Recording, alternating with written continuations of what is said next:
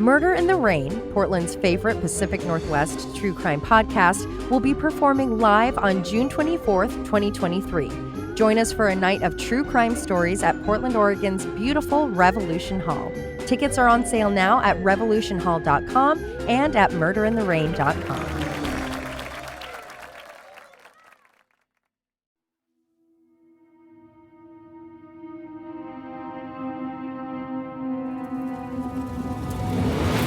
This is Murder in the Rain, where each week Emily Rowney, Alicia Holland, and Josh McCullough tell true crime stories of the Pacific Northwest. Murder in the Rain contains graphic content. Listener discretion is advised.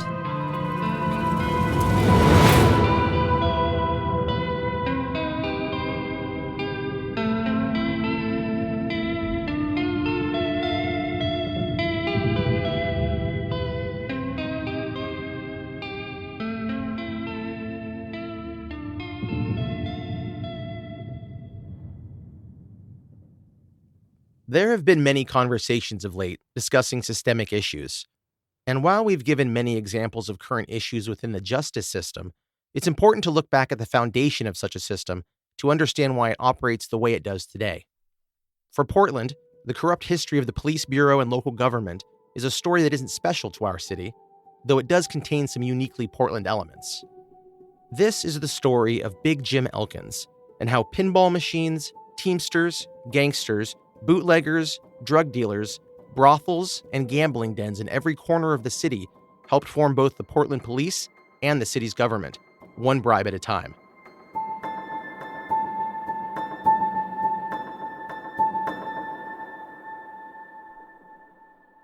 Portland, Oregon was incorporated in 1851 and quickly established itself as the top port city north of San Francisco. Its agriculture industry was robust and growing exponentially. Wheat was its dominant export, followed by commercial lumber, agriculture, and then fisheries. The city's population exploded with this economic boom, more than doubling in every census taken between 1850 to 1910. And an aftershock of that boom was a lucrative, not-so-secret economy of narcotics, bootlegging, gambling, and sex work. It has always been a drug town, and from its genesis, Portland became known for its lax attitude regarding vice, some examples of which I will describe from some of the city's earliest days. Quote, by 1853, Portland streets remained in such disorder that editor Thomas J. Dreyer of the Oregonian complained, our city of late has been the scene of disgraceful midnight rows and bacchanalian revelry by a group of vagabonds hanging around the low groggeries in the daytime and destroying property at night. Portland's first stab at official law enforcement took place in response, when it elected its first of 7 city marshals that same year, tasked with maintaining law and order, and in 1870 replaced the marshal system with the Portland Police Bureau and hired its first chief, James Lappius, the last of the serving marshals who had transplanted himself to Oregon in 1851, or more accurately, that was when he fled to the Pacific Northwest. Before that, he ran a saloon in New Helvetia, California, which is now a part of central Sacramento. Frequented by former members of his army unit who were associated with the racially based criminal gang the Hounds, the saloon was attacked by a vigilance committee, meaning a posse of vigilantes with guns, after the lynching of 2 members of the Hounds. Lappius arrived in Portland with gobs of money from his California saloon undertaking and quickly became part owner of the Oro Fino Theater and the Gem Saloon, neighboring businesses located downtown on First between Stark and Oak. The largest and ritziest in the region, the Orofino and the Gem offered gambling, nude dancing, and other sex work, surely the most potent of narcotics, and possibly even the weirdest of 19th century highs I found, dabbing chloroform on the upper lip for some voluntary vapors swooning. I might try that. Whoa. Isn't that nuts? Like in a bar. Yeah, they just give you like a dab some on your handkerchief, and then you'd go. Oh my gosh. And would that be equivalent to like huffing glue or something? Probably, like that? yeah. Yeah, something that would just sort of. It lasts long there. Wow. Yeah. Longer, excuse me. Not that I've done it. Mm. People really were all about knocking each other out back then and robbing them and shit. Yeah. It's funny because, you look back and it's like, wow, times were so hard. They didn't even have indoor plumbing or electricity. And you know, they powered through and got things done. And here we are with every luxury of the world. And it's like, days are hard. Yeah, they were sniffing chloroform to get through the day. Like, things weren't that great. The Gem had poker and blackjack, but its most popular game, and the one most popular across the country at the time, was Faro. That's spelled F-A-R-O. Gameplay in Faro is essentially just betting on whether or not the next card turned by the dealer would be a designated winner or a designated losing card. And there were also standing patrons around the table who were throwing down side bets and making verbal bets amongst themselves. So it's like really exciting, like a craps table. That sounds fun. And also kind of sounds like war. Maybe war descendant from that. Yeah, kind of like war, but there's no, the cards aren't competing against one another. Yeah. Right. Oh, okay. And it was all very exciting except for the cheating. Crooked Faro dealers, the only kind there were, used rigged but undetectable dealing boxes because, quote, running a square game is not only unprofitable, but dangerous. Faro is only profitable if you cheat, and if you don't cheat, it's statistically possible for a lucky player to go on a bank-breaking run and put you right out of business. The Orofino also featured traditional clothed theater performances, but who gives a crap? Boo. After 9 years of saloon proprietorship and marshaling, Lappius became police chief in 1870, and it was reported that he had, quote, established a stable police force and a mostly peaceful town. But he was plagued with accusations of corruption and bribery because he was corrupt and bribed people. He was replaced in his position from 1877 to 1879 and gained it back until 1883 when he retired in the same neighborhood that held his theater and saloon. And my point with all of this is that James Lappius was the first chief, the father of policing in Portland. And if that's your dad, the next generation and those following are going to feel that influence. Born of a gangster policeman with ties to a whites-only gang. There was another economic boom when the railroads, the Northern Pacific and Union Pacific, connected to Portland in 1883 and 84, bringing even more new workers and a further expansion of local industry. By this time, the white criminal underworld of Portland was firmly established and had taken over entire square blocks downtown. People of color were also allowed to conduct their illicit business as well, but they were cordoned off in Chinatown and the north and east ends of town, and regularly raided when they were seen as rising above their designation. Havens of sex work like the Court of Death, between 3rd and 4th, and Yamhill and Taylor, Whitechapel, also on 3rd and 4th, but between Cooch and Davis, and the Tenderloin, which was adjacent to the Port of Portland and stretched to the now fancy as hell Pearl District, were just another feature of the city, a reason to visit. Sex work had become so commonplace, it was given a pass by city real estate investors who owned the land on which these red light districts were allowed to operate. And a family member of the Meyer and Frank department store legacy called sex workers their most reliable customers because they only paid in cash. Lita Fanshaw's Bordello was next door to the prestigious Arlington Social Club, a place founded in 1867 for rich boys to get drunk and bark at each other over piles of meat and potatoes, and which still exists, and used to exclude Jews and non-whites, and women, until 1988, when mandated by the U.S. Supreme Court. Pretty cool club. Yeah, sounds neat. I'm just curious how sex workers went from being appreciated because of the money they were bringing in and the money they were spending in the economy to it being criminalized. Like, what switched? Really, it was after this crackdown that you'll hear about. Oh, okay, perfect. I don't know, I don't really go into it, but it was like, that was kind of the beginning of that happening. I mean, I think into the 60s and maybe even the 70s, there was, downtown was called the Circus, like that strip of like First or, whatever down there where that was still bad. But yeah, I think it started to turn in the 50s, which we'll get into later. There was also Nancy Boggs' Whiskey Scow, a 40 by 80 foot, 3,200 square foot, 2-story barge used as a floating house of sex work. From Portland, the boat served towns along the Willamette River, as far north as Linton near the Washington border, and south nearly 20 miles to Oregon City. The wildly successful floating business was raided in 1882, which sent Nancy to dry land at Pine and 3rd Street in downtown, where the sex work resumed. Madam Nancy's only penalty for moving to an actual address was that she now had to pay city taxes.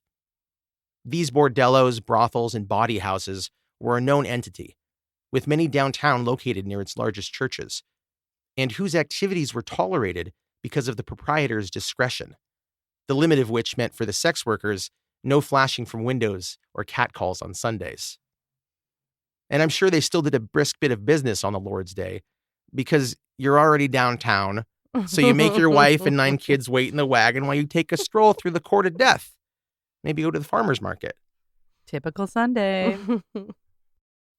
The control of narcotics began with the passage of the Pure Food and Drug Act in 1906, which required manufacturers to completely list a product's ingredients, so one wouldn't accidentally become an opiate or cocaine addict from trying to treat a common cold. In March of 1915, the Harrison Anti-Narcotic Act was passed by the United States Congress, making non-medical opium and cocaine illegal, and requiring registry with the IRS under the Treasury Department for all makers, sellers, and distributors of opium and cocaine, which back in the day meant your local pharmacist, barber, grocer, tailor, tobacconist, goldsmith, or stationer. And probably just everyone you knew. Yeah, you just get it anywhere. The act also allowed for the prosecution of those unregistered still distributing the drugs, but it does not mention at all addiction or the treatment those with the dependency would require. The Harrison Act also had the unintended consequence of essentially creating drug crime. Sellers of narcotics had to move their operations underground, and the new lack of availability regarding cocaine and opiates meant users had become more desperate to score, turning to burglary, theft, assault, and murder to get what they needed. And those newly illegal dealers? Oh baby, they thrived for the next 40 years. Because they had no idea what was in these medicines, mothers would be like, oh, my baby has a cough, and they'd give them a little bit of a tonic, and it would be like so full of opium that their baby would just like die. Jeez. Yeah, it happened all the time. That's a heartwarming story. Marvel of medicine. Nighttime stories with Josh. and that heroin was, I didn't know, was invented or distilled, purified, whatever, patented by Bayer. Yeah. They made it. That's pretty cool. In Portland, as the power of these vice lords grew, they entwined themselves with local government and law enforcement entities and were able to operate nearly unchecked. By the 1920s, Portland's vice squad, often hampered in its crackdown efforts by corrupt fellow officers, reported $50,000 per month in bribes paid to police for a blind eye by the seemingly endless number of gambling places. In 1930, the predecessor to the DEA, the Federal Bureau of Narcotics, was created to enforce the legislation put forward with the Harrison Act, in addition to the Jones-Miller Narcotic Drugs Import and Export Act of 1922. It was a period of growth for those on the other side of the law as well.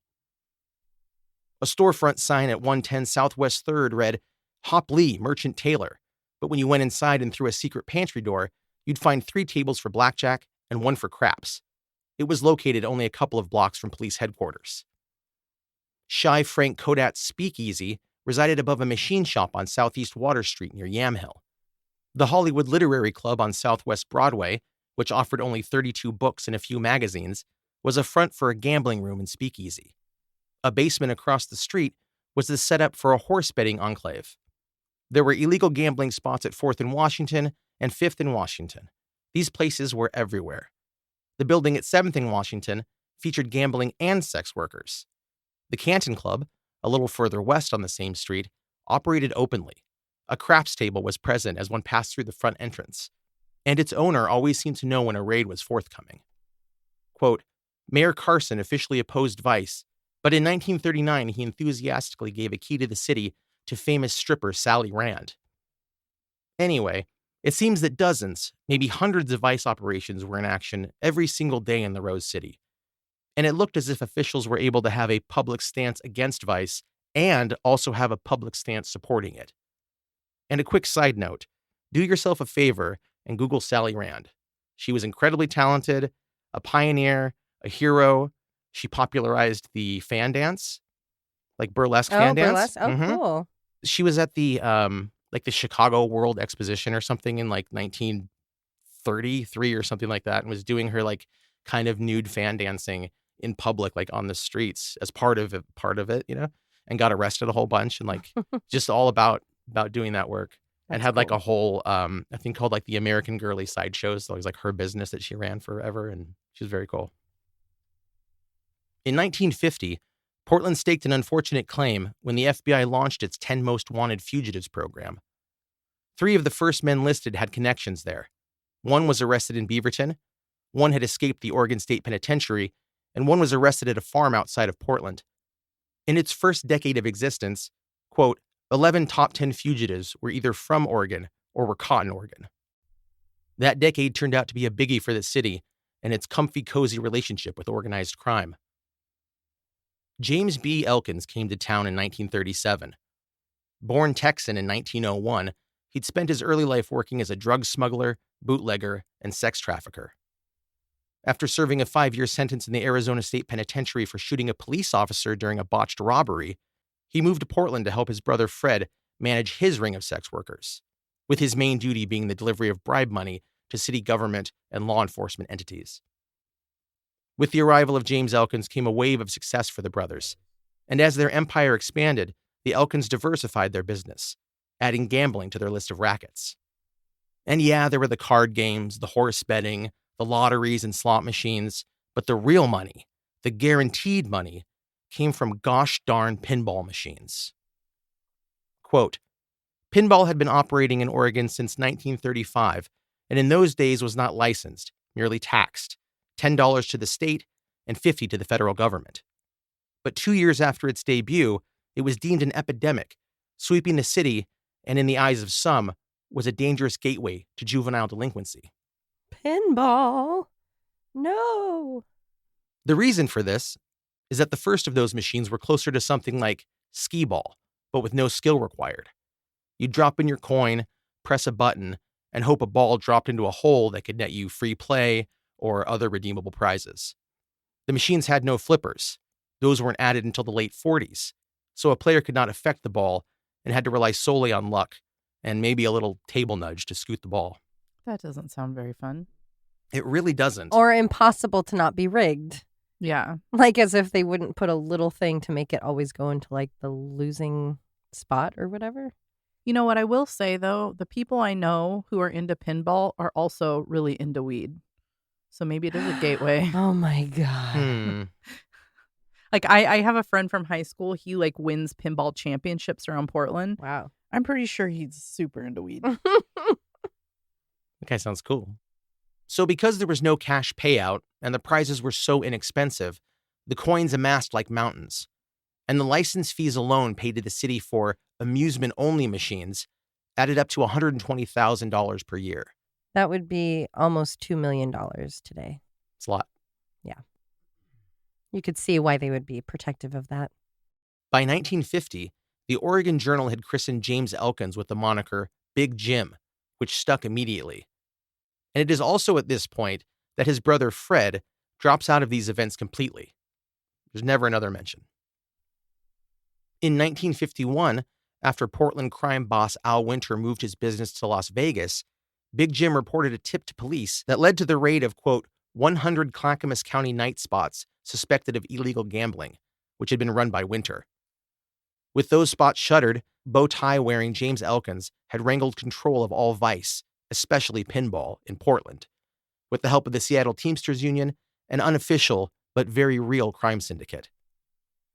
In 1952, Elkins paid Portland Mayor Fred Peterson $100,000 to appoint his pick for police chief, Diamond Jim Purcell, who accepted $500 every month to turn a blind eye towards Elkins-run establishments.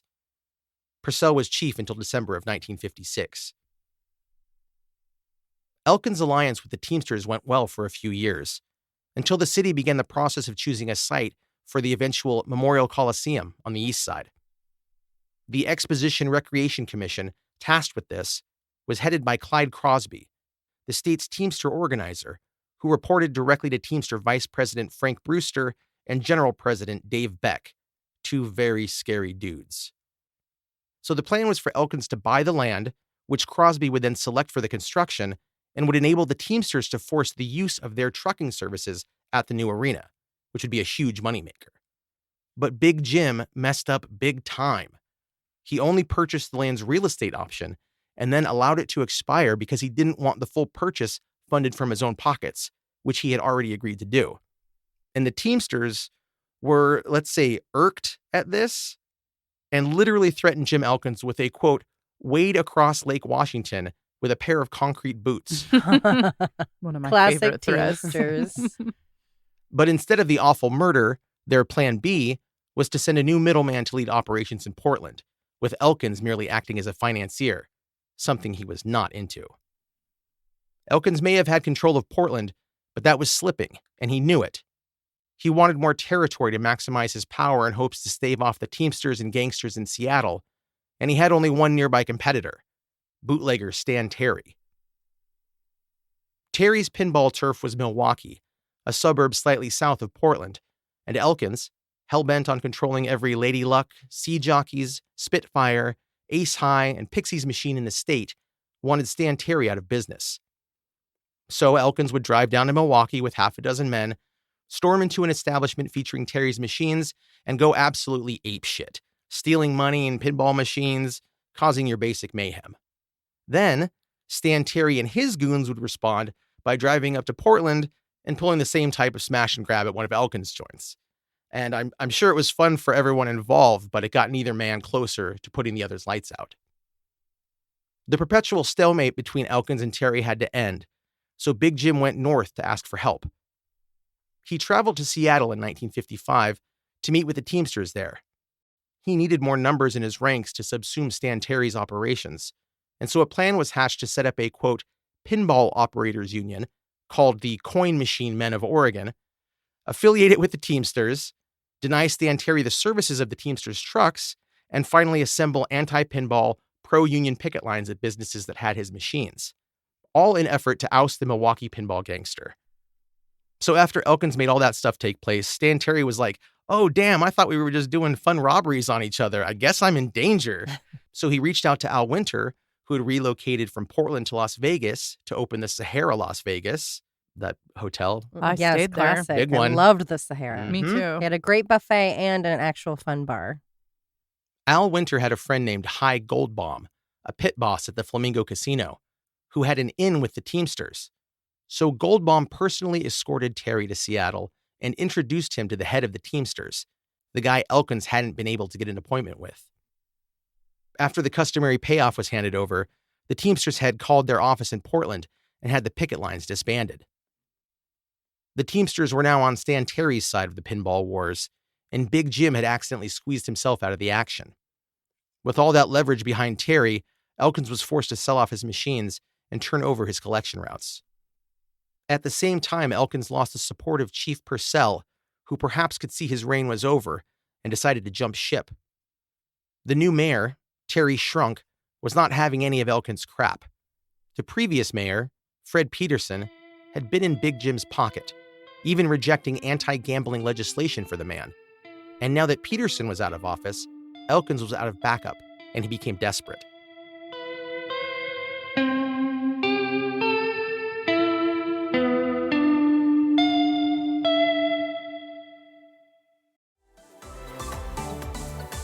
If you're planning an upcoming summer trip abroad, my go-to travel hack is Babbel. Whether you're a seasoned traveler or embarking on your first adventure, communication is key to fully experiencing a new culture. And that's where Babbel comes in. Babbel is the language learning app that has sold more than 10 million subscriptions. Thanks to Babbel's addictively fun and easy bite-sized language lessons, there is still time to learn a new language before you even reach your destination. With summer approaching, it seems like life is getting busier and time for you is harder to come by. The kids have end-of-year events and parties, everyone is planning vacations. That's why Babbel's 10-minute lessons are perfect. I can get at least one lesson done just while waiting to pick up my nephew from school. Learning can be like working out. Variety keeps it interesting and fun. This is why Babbel offers, in addition to regular lessons, podcasts, videos, games, stories, and even live classes. With all of that, you can be using your new language skills in as little as 3 weeks. And Babbel is backed by a 20-day money-back guarantee. Right now, get up to 55% off of your subscription when you go to babbel.com/rain. That's Babbel, BABBEL.com/rain, RAIN, for up to 55% off of your subscription. Babbel, language for life.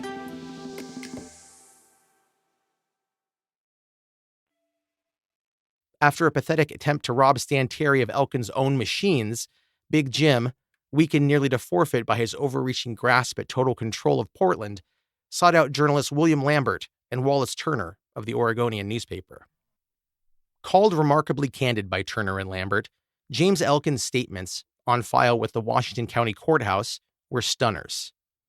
In the series of articles, the first of which was printed on April 21, 1956, Big Jim said Teamsters union bosses had tried to hire him, that he had been on a first-name basis with Multnomah County District Attorney William Langley, and that they'd been co-owners of a Beaverton restaurant/gambling den since 1954, called the China Lantern.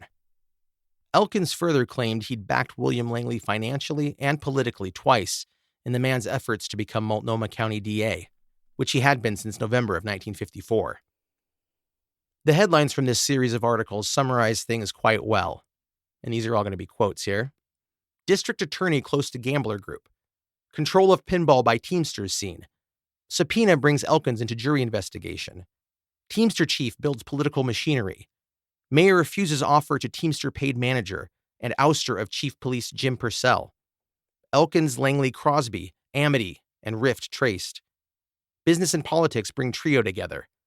Attempt Baird to use grand jury, governor. And finally, top Teamster seeks police chief ouster. So they were busted, basically. Fully. Big Jim also provided the Oregonian with several recordings he'd made in secret, which, quote, supported his claims of behind-the-scenes manipulations, payoffs, and corruption involving local racketeers, the police, political figures at all levels of government, and Teamsters union leaders. Elkins had wiretapped several apartments rented by Teamsters, I believe in a building he owned or had control over, and captured Teamster officials and Seattle crime figures straight up admitting to labor crimes. On these tapes, Elkins had captured District Attorney Langley, Teamster associates, and Seattle gamblers Thomas Maloney and Joseph McLaughlin, as well as others discussing damning topics like having Elkins killed, having him put in jail, their choice for a new police chief, the Coliseum real estate scam, bribes paid to local officials, etc. These tapes were double stuffed with conspiracy. And they forgot that he was their landlord? I think they might not have known, and just, who would think that, you know? I guess they should have, but yeah.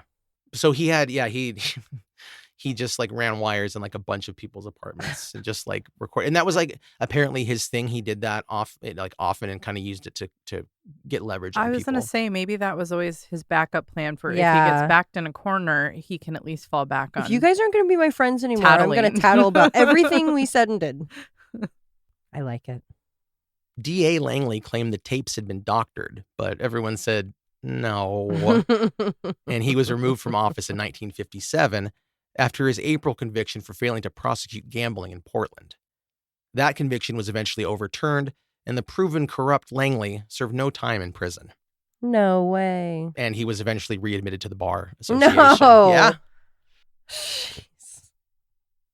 That's the guy I want representing me. Yeah. He knows the ins and outs.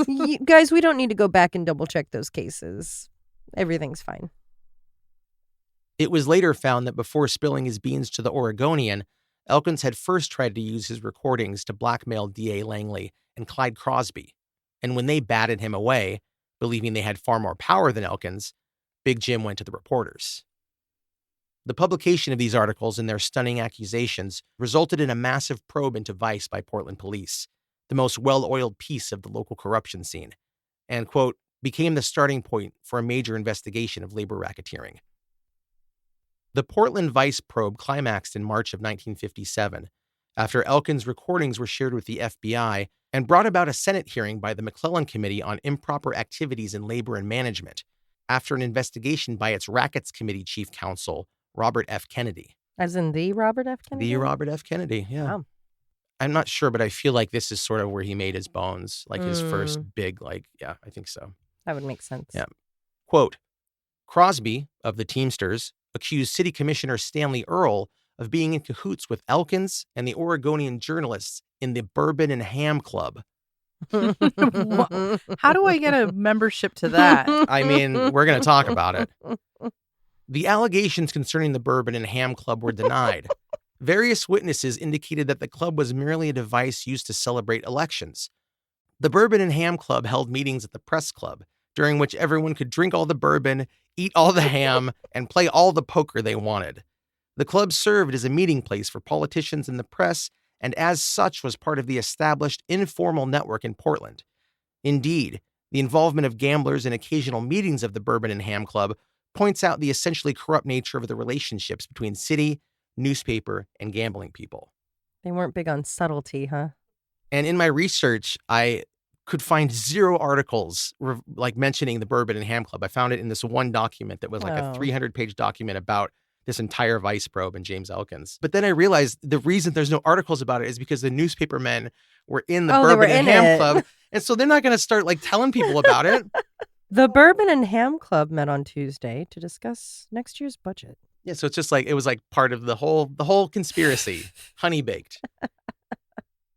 And a side note, I think our audience should be the Bourbon and Ham Club, and the listeners should be the listeners should be called Hammers, Bourbon Hammers, or the Pork Buffet Gang. Oh my God. Pork Buffet Gang. Oh, Lord. Quote, as for Elkins, the beginning of the end came in 1956, when a number of prominent Portlanders, including Mayor Terry Shrunk, were hauled off to Washington to testify for a corruption investigation headed by Robert Kennedy that destroyed numerous political careers. Elkins' own testimony sowed the seeds of his undoing. With his key lieutenants under indictment, his power evaporated. In the wake of the McClellan Committee hearing, Wallace Turner and William Lambert received the 1957 Pulitzer Prize in local reporting for their expose of vice and corruption in Portland, involving some municipal officials and officers of the International Brotherhood of Teamsters, Chauffeurs, Warehousemen, and Helpers of America, Western Conference. They fulfilled their assignments despite great handicaps and the risk of reprisal from lawless elements. Through 2 appeals processes, Elkins was eventually acquitted of the 12 charges he faced in connection with organized crime in Portland. Burdened with a lifelong heroin addiction, his health declined with the fall of his empire, and he died in a car crash in Arizona in 1968. And some say he was murdered, pushed off the road by an unidentified driver into a fatal collision with a utility pole. At the time, he was under an indictment in Portland for possession of a firearm, conspiracy to commit a felony, possession of dangerous drugs, and receiving stolen property, and was out on a $20,000 bond. And there was even a movie made about these events called Portland Expose from 1957, which is available in full on Tubi and is very silly, but a somewhat accurate retelling of the events of Jim Elkins and the pinball wars. And the movie features really great shots of old Portland from the 50s, and it has a pulpy plot, and people are reefer madness level panicked about pinball machines. And I think it's worth watching, but I'm also a fool. And whenever I hear boring, I know I'm ready to watch it. I mean, it was wild seeing the downtown, Burnside going up, to the west side, just completely different. It was really very cool. Yeah, I went into the office and you had that on. I only saw a snippet at the airport. Oh, yeah. And the little plane landed and they were walking up the tarmac to go inside. Yeah, it looked I think the Portland airport sign was a neon sign. Yeah, but it was the same font. Yeah, it was oh, that's it. That's anyway, so it's cool for that stuff, and you really get it. It really paints a picture. And here are a few goodbye fun facts to grow on. On The Simpsons, the mayor of Springfield, Diamond Joe Quimby, is loosely based on Portland Chief of Police Diamond Jim Purcell. That's fun. That is very fun. Pinball was illegal until 1976. Like Four Loko, drag shows, and TikTok, the man has always tried to take our fun away. And finally, the best-selling pinball game of all time, released in March of 1992, is the kooky, spooky, altogether ooky classic, The Addams Family. Wow. Have you guys ever played that? Yes. It's a great game. The hand comes out and grabs the ball. I played a lot at my mom's bar that she worked at, but I don't remember any of the games specifically. I'm kind of surprised it's Addams Family. I think I would have guessed Terminator. I feel like that one's everywhere. That one's good. That one is good. I think the Addams Family, 1, the movie came out and it was huge, and 2, that it really does have things that I've never seen on another pinball machine. It's a very cool pinball machine. I like it. And I love Raul Julia. Well, that was fascinating. Thank you. I think you hear those dates and you're like, what does that matter? But like the 50s was not that long ago. My parents were born then. They're thriving. Just kidding. Like it just wasn't. And so it's like, if that was what was in place, at what point did someone come in and go, we're done with this corruption and whatever? It's like, that's how the system started. So you don't have anything in place to be different than that. It's funny that, like the Portland Police Bureau's legacy is pretty tarnished. Like Yeah. when you look From the get-go. Well, yeah, when I looked up all the police chiefs that there had been, I got to James Purcell, and you go to his like site on whatever website that is about like those officers, and it was just his picture, just said what he was, and it just said when he was alive. So it didn't mention anything about no anything, legacy to nothing. be left. Yeah, so it's just there's a lot of that. And I like too that it's like there was no control, no regulation, no nothing in place, and everyone was doing chloroform and opium and heroin and coke and all this stuff, and then they're just like, it's illegal now. The good old days. Well, yeah, but like with nothing in place. Yeah, nothing in place, and it was really I think it's like those acts were really made to they were made to punish. They're not made to treat. They're made to like. It's like, wait a hurt minute, people. look at all these people using this. What if we made that illegal? Well, and especially I read one article that said that addiction wasn't a problem until non-white people started being addicted, and then the government was like, we need to stop this. Right. So, and it's kind of like classic stuff. It kind of brings it full circle because, last year we passed to the decriminalization law. Yeah. And so many people are saying, it's not working. It's not doing what we thought, which there are issues. It's like a new thing.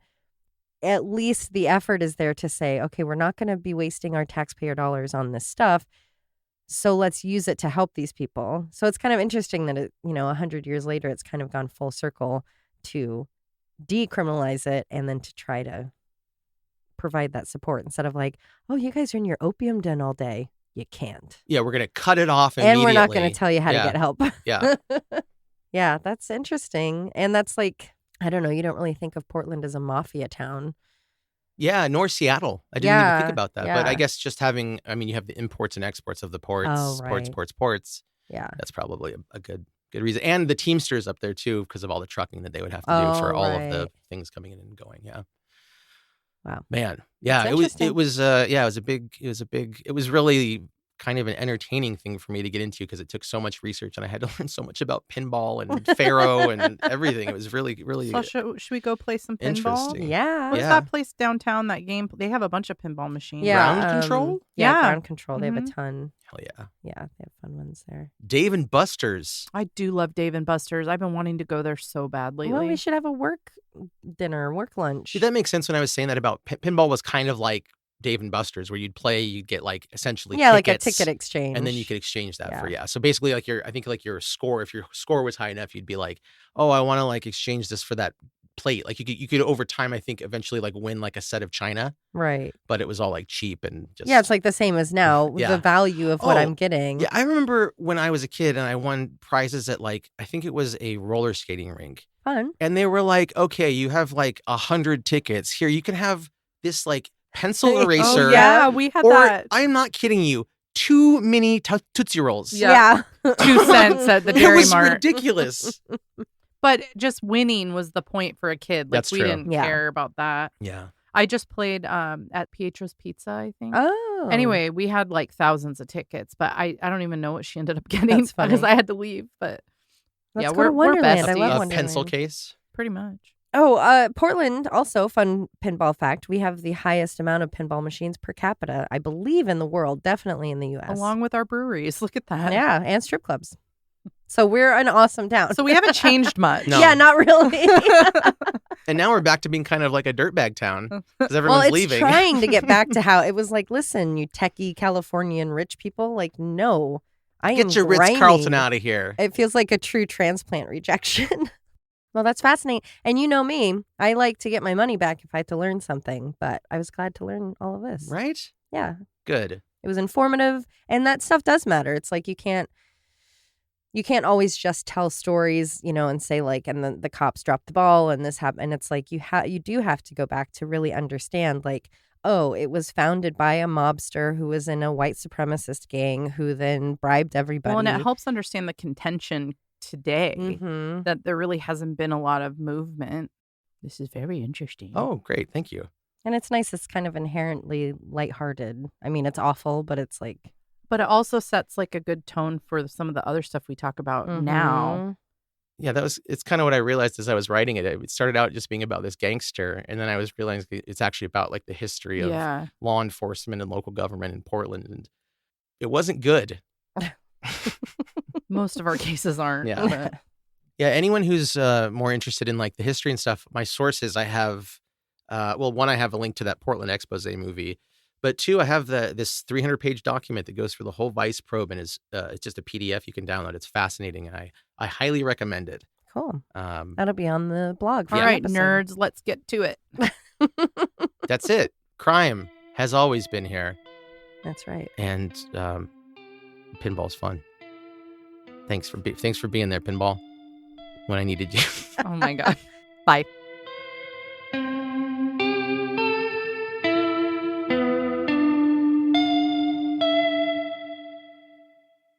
Pretty cool. Of old And then Nicole. What's your mom's name? Valerie. Yeah, that's right. Just don't scream because you're Or mess up. yeah. Check. Just the actual screaming, not your talking voice. Just don't scream. Sorry Sorry that I built that into the Wait, script. you don't want me to scream into the microphone into your ear holes? This is making me want to scream. Did you guys hear my elbow? Yeah, I thought that was your disgusting. knuckles. God. Ew. God, you're disgusting. You sicken me. Nasty boy. Do you think I'm a nasty boy? Tonight, I'll be your nasty boy. I wrote the word bootleg game. Sounds like a good time. Bootlegum. I love legumes and boots. Yum. Bean boots. Bean boots. Tasty treat. And that- comfy on my feet. Is that why it's called Beantown? Yes. Boston baked boot beans. Oh my God. Oh no.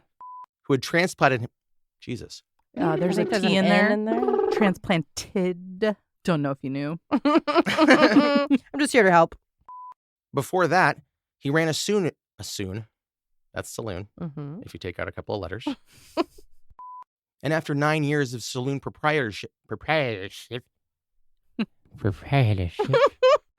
people of color were also allowed to conduct their, Kentucky, am I saying? Kentucky? Mhm. Kentucky their business? Mm-hmm. Are you trying to say conduct? Yeah. Oh, that's too good. Tucked what where? Hey. Balls in his butt. Oh dear. Oh. Look, I got a vagina. Oh, Did you I know, Em. boyfriend in high school? Oh He boy. used to tuck his, and then he'd rip the shower curtain open and go, look, I have a vagina. Why are you guys in the bathroom? I with him? wasn't. She told me the Oh. story. I didn't need to tell that part. Would you fuck me? I'd fuck me. You don't know what pain is. Until your balls are stuck up your butt. No, it was another Silence of the Lambs Oh. line. But probably that too. That might be my new favorite blooper. You don't know what pain is till you got your balls up your butt.